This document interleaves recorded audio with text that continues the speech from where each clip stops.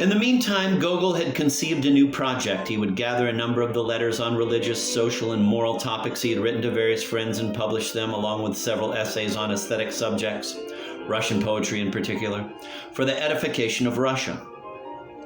He announced the project to Pletnev on July 30th, 1846, saying the manuscript would soon be in the mail.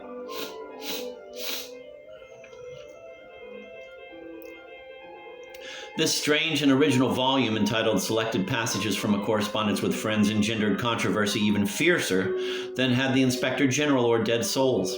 Conservatives and radicals, Slavophiles and Westernizers alike were astounded and incensed by the book's pompous style, its sanctimonious tone, Gogol's patriarchal view of Russian society. He found justifications for tsardom, serfdom, and the censorship, and his insistence on the role of spiritual purpose in the highest and most Russian art.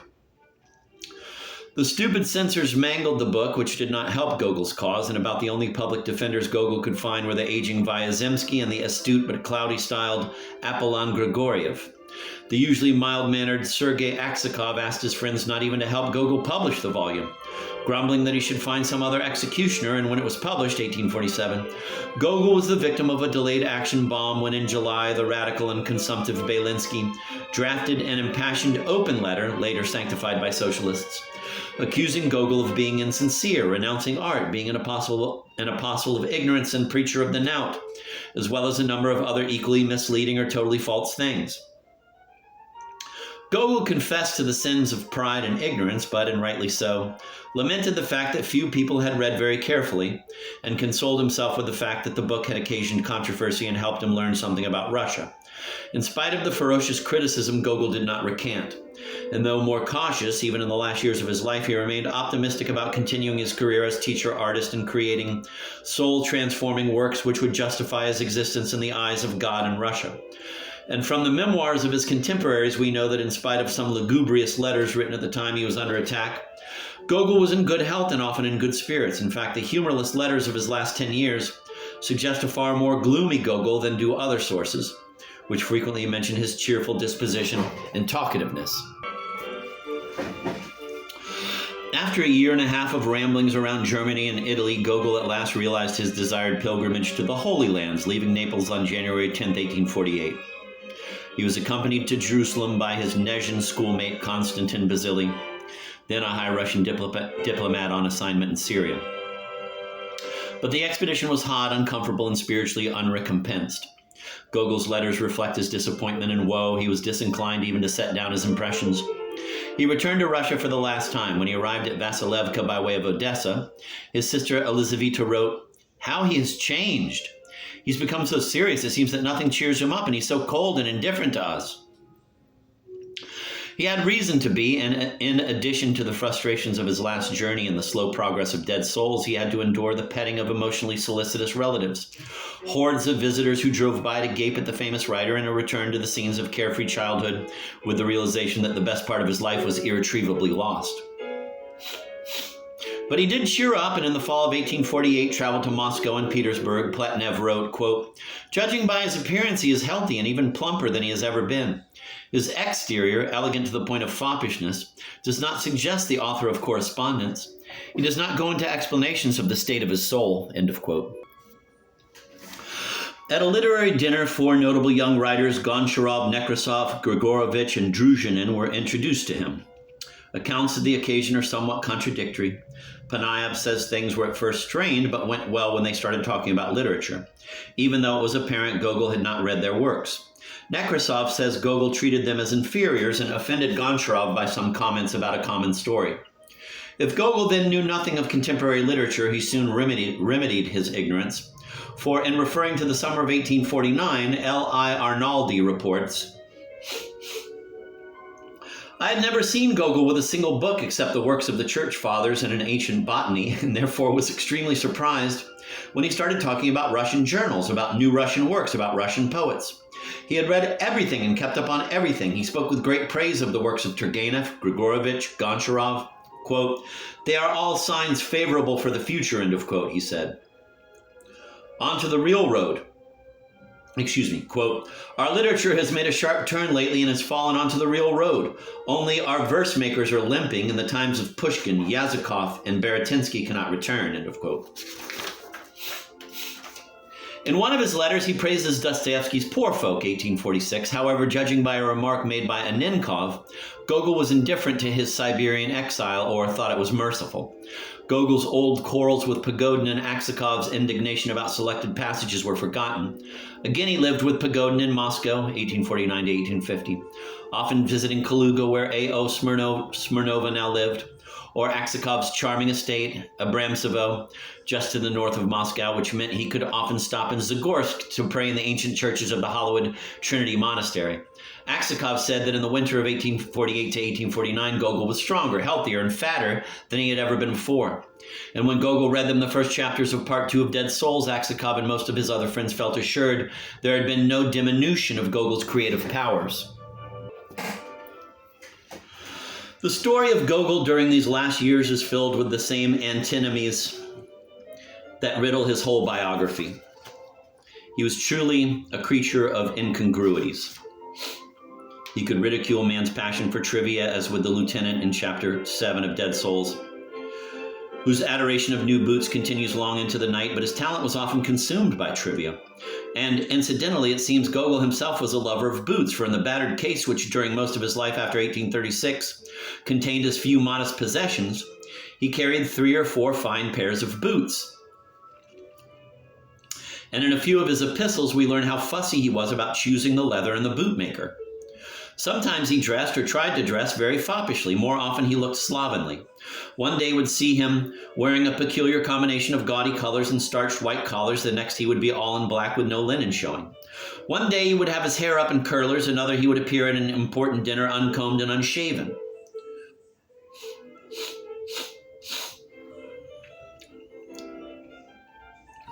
He was alternately cheerless and cheerful. When he joked, he always did so without smiling. He could be as humble as a monk or as vain as Satan. He prayed for salvation, but he spoke as if he were the Savior. He gave thousands of rubles to needy students, but sponged off his friends for years. His sheer creative genius, the power to transmute the ridiculous into deathless poetry, is unparalleled in Russian literature. Yet he was utterly ignorant of simple everyday facts known to every literate Russian. He could devote the morning to discourse on the works of the Holy Fathers and spend the afternoon telling dirty stories, childishly repeating some incontinent couplet he happened to remember from an unpublished Russian pornographer. Here is just one example of these two tendencies. Arnaldi says Gogol told him the following story in July of 1849. Quote, do you know what happened to me the other day? It was late and I was walking along a remote back street in a distant part of town. Religious singing was coming out of the lower floor of one dirty house. The windows were open but shaded with light muslin shades, such as windows in such houses are usually shaded with. I stopped, glanced in a window, and saw a terrible sight. 6 or 7 young women, whose shameful trade could immediately be recognized from the white powder and the rouge which covered their puffy, worn-out faces, and one fat old woman of repulsive looks, were fervently praying to God before an icon set in the corner on a shaky little table. The small room, which by its decor recalled all rooms in such retreats, was brightly lit by several candles. A priest in vestments was conducting vespers. A deacon with his assistants was singing psalms. The profligates were bowing down fervently. I stood at the window for more than a quarter of an hour. There was no one on the street, and I prayed with them, waiting for the end of vespers. It was terrible, very terrible, end of quote, continued Gogol, quote, that room in disarray, with its own special appearance, its own special odor, those painted, profligate dolls, the fat old woman, and right there in the same place, icons, a priest, the Gospels, and religious singing. Isn't that all very terrible? End of quote. But in 1850, according to Sologub, Gogol told Countess Vielgorskaya this story, quote, several years ago, continued Gogol, and his face got all wrinkled from Quote, several years ago, continued Gogol, and his face got all wrinkled from poorly disguised pleasure. I had sat all evening with a friend. Since I was not entirely well that evening, my host undertook to accompany me home. We went along the street quietly chatting. In the east, the dawn was already beginning to whiten. It was in the beginning of August. My friend suddenly stopped and started looking steadily at a rather large but plain and dirty house. Although he was a married man, this place was familiar to him because he muttered with surprise, "Why are those shutters closed and why is it so dark? Wait for me, I want to find out." He clung to the window. Interested, I approached too. In a rather large room, a priest was conducting a service in front of an altar table, apparently praying for someone. A sexton was assisting him. Behind the priest stood a fat woman who glanced around threateningly from time to time. Behind her, for the most part on their knees, were 15 or 20 women with frizzled hair, with cheeks which glowed with an unnatural redness. Suddenly the gate was thrown open and a fat woman whose face very much resembled that of the first one appeared. "Ah, Praskovia Stepanovna, how are you?" shouted my friend.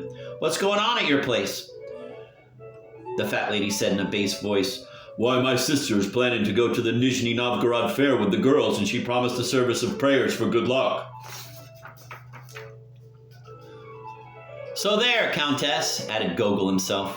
"What is there to be said about rules and customs in our Russia?" Gogol's anecdote was met with a roar of laughter and some embarrassment. The two versions of the story show how tears can be transformed into laughter. In October 1850, Gogol went to Odessa, where he spent almost 7 months, during which he seemed to be in especially fine humor.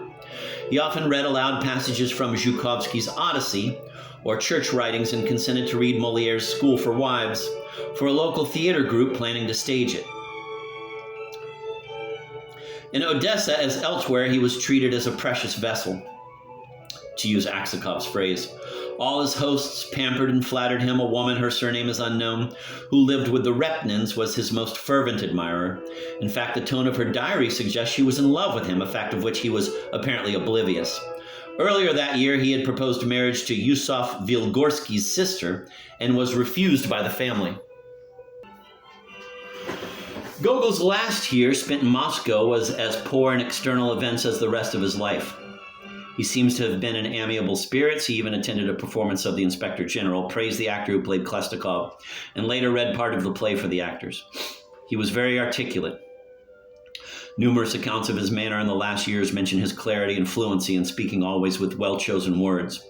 In the last months, he continued working on and occasionally reading from dead souls. The story is told that often just after he had left Count A.P. Tolstoy's house for a walk, looking rather preoccupied, he would suddenly return to his room and add a few words to the manuscript.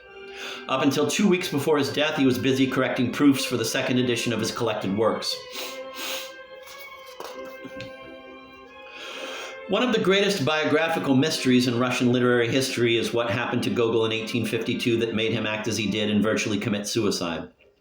As it is usually told, the first blow was the illness and death, January 26th, old style, of Komiakov's wife, a woman for whom Gogol felt special admiration and affection. It is reported that at one of the services for her, Gogol said, "All is over for me," and commented on how terrifying a moment death is. However, he seems not to have been inordinately depressed during the following week. He wrote his mother of future plans for dead souls and continued correcting proofs until February 5th. On that day, he had a last disagreeable meeting with his strong-willed spiritual advisor, Father Matvey Konstantinovsky. What happened is not known, but apparently it had a bad effect on Gogol. That day, he complained to Shevriev of pains in the stomach, saying they were a reaction to some medicine he had been taking. During the next days, he complained of pains in his stomach and intestines, saying his father had died at the same age of the same disease. There is a report by Gogol's servant that all during December and January, Gogol had been, quote, treating, end of quote, himself by wrapping his body in a cold, wet sheet.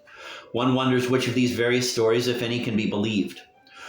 Then it was the beginning of Lent, and after a visit to church, Gogol announced his intention of fasting. On the 7th, he again went to church, quote, however, even communion did not calm him. That day he didn't want to eat anything, and later when he ate the communion bread, he called himself cursed, impatient, and a glutton, end of quote. After the sacrament, Shevriev begged him to eat, but Gogol assured him that he was eating quite enough. On the night of the 9th, he sent for a priest, saying he was not satisfied with the communion he had in church. I'm sorry, let me repeat that because I stumbled on it, and it's one of my favorite moments where he calls a priest to come back and bring him a second communion because he wasn't satisfied with his first. On the night of the 9th, he sent for a priest, saying he was not satisfied with the communion he had in church and took the sacrament again at home. On Sunday, the 10th, he called in Count Tolstoy and, in what amounted to his last testament, gave him instructions on which of his manuscripts should be published, which entrusted to the Metropolitan Philaret. On the 11th and 12th, he was able to get up and attend Vespers in Tolstoy's home, but he still ate virtually nothing. Pagodin leaves this account of what happened on the night of the 11th.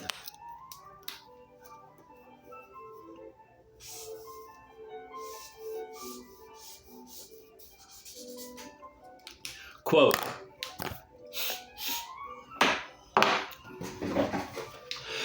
Tuesday night he prayed for a long time alone in his room. At 3 a.m. he called his servant boy and asked him whether the rooms on the other side of the house were warm. Cool, he answered. Give me a cloak. Let's go. I have to arrange something there. And he went with a candle in his hands, making the sign of the cross in every room he passed through. Arriving, he ordered the boy to open the flue as quietly as possible so as not to awaken anybody, and then asked for a portfolio that lay in a chest of drawers. When the portfolio was brought, he took out a bundle of notebooks tied together with a lace, put them into the stove, and set fire to them with the candle in his hands. The boy, guessing what was happening, fell on his knees before him and said, "Master, what are you doing? Stop." "None of your business," he answered. "Pray." The boy began to sob and continued to plead with him. Meanwhile, the fire had gone out after only the corners of the notebooks had been charred. He noticed this, took out the bundle, untied the lace, placed the papers in so that they could start burning more easily, set fire to them again, then sat down on a chair in front of the fire, waiting for everything to be burned and reduced to ashes. Then he crossed himself, returned to his former room, kissed the boy, lay down on a divan, and began to weep. End of quote. Gogol had destroyed part 2 of Dead Souls, probably all 11 chapters. The manuscript represented 12 years of his life, 12 years of agonizing work. It is difficult even to conceive of the enormity of such an act of self-destruction. And Gogol immediately confused the issue by saying it was an accident. Quote, "I wanted to burn a few things. I had long been preparing to do so, but I burned everything. How powerful the devil is. There is what he inspired me to do. I had clarified and stated much that is important there. It was the crown of my work. From it, people could have understood what was unclear in my former works." End of quote. If Gogol did burn Dead Souls accidentally, it would make his death wish more comprehensible, but it is hard to believe that Gogol, who was always extremely careful about keeping the manuscript safely locked or on his person, could have made such a disastrous error. And in any case, it appears that he resolved to die several days before the destruction of Dead Souls. Gogol died with his manuscript. When, near the end, Dr. Teresinkov was brought in as a consultant, he was horrified by what he saw. Quote, "A month had not passed since I had dinner with him. He had seemed to me a man of blooming health, brisk, fresh, strong, and now before me was a man who seemed to be wasted away to the extreme by consumption or brought to some extraordinary exhaustion by a prolonged process of wasting away. His whole body had grown extremely thin. His eyes had become dull and sunken. His face was drawn, his cheeks had become hollow, his voice had grown weak." End of quote. Then, during the last week, Gogol resisted the clumsy efforts to treat him, crying out, quote, "Leave me alone, don't torture me," end of quote. The treatment he received from the Council of 5 doctors was incredibly barbaric. Teresinkov documented the last hours, quote, "I left so as not to be witness to the torturing of the sufferer. When I returned, 3 hours after my departure at 6 o'clock in the evening, the bath had already been given, 6 large leeches hung on his nostrils. A lotion had been applied to his head. They say that when he was undressed and put in the bath, he groaned intensely, cried out, said that they were doing it in vain. After they had put him in bed again without any underwear, he said, 'Cover my shoulder, cover up my back.' And when they put the leeches on, he kept saying, 'Take the leeches off, lift the leeches away.' From his mouth, take the leeches off, lift the leeches away from his mouth, and attempted to grab them with his hand. They hung on there for a long time after I got there. His hands were held by force so that he didn't touch them. After 7 o'clock, Over and Klemenkov arrived. They ordered the bloodletting continued a little longer to put mustard plasters on his extremities, then a blister on the back of his neck, ice on his head, and internally a decoction of marshmallow root and laurel water. Their treatment of him was merciless. They handled him like a madman, shouted at him as if he were a corpse. Klemenkov leaned against him, poked at him, tumbled him over, poured some kind of caustic spirits over his head. And when the patient groaned from that, the doctor asked, 'What hurts, Nikolai Vasilyevich? Tell me.' But he groaned and didn't answer. And he died at 8 the following morning.